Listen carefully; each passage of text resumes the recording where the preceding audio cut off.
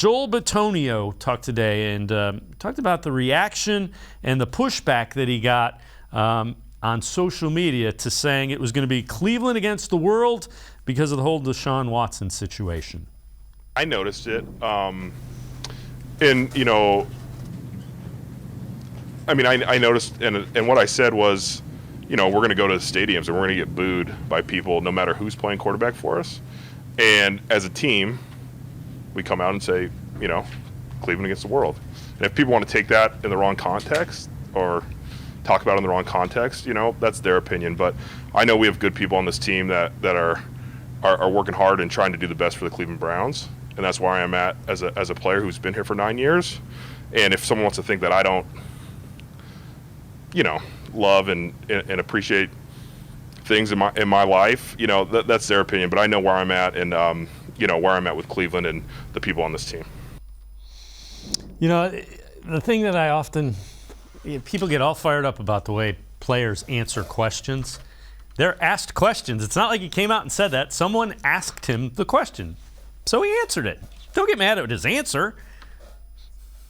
Yeah, and I think that's the tricky thing that kind of needs to be understood in all this is you can't lump every single Browns player or anybody that supports the team in the same boat as Deshaun Watson. Just because he did something bad doesn't mean the entire team did something bad. He just happens to be they just happen to be on the same team as a guy as Deshaun Watson, who obviously is suspended for these things that he did, suspended 11 games, you know, has to go through counseling and all these different things. So I think it is unfair that, you know, they're kind of getting lumped in, but that's just the way sports kind of works, you know.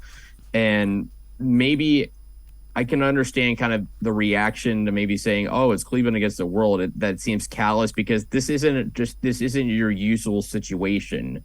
You know, this is a guy who's been, you know, basically the story in the NFL since spring. This is the number one thing that's been talked about, all this controversy surrounding these allegations, these lawsuits he's facing. Now there's still one civil case pending against him.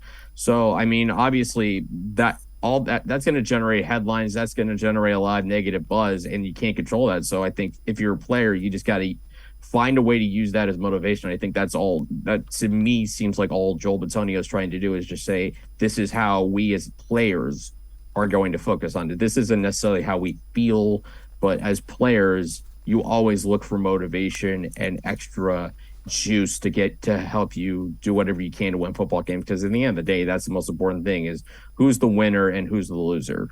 And you're going to say that about one of the 53 guys that you know you're going to be playing with.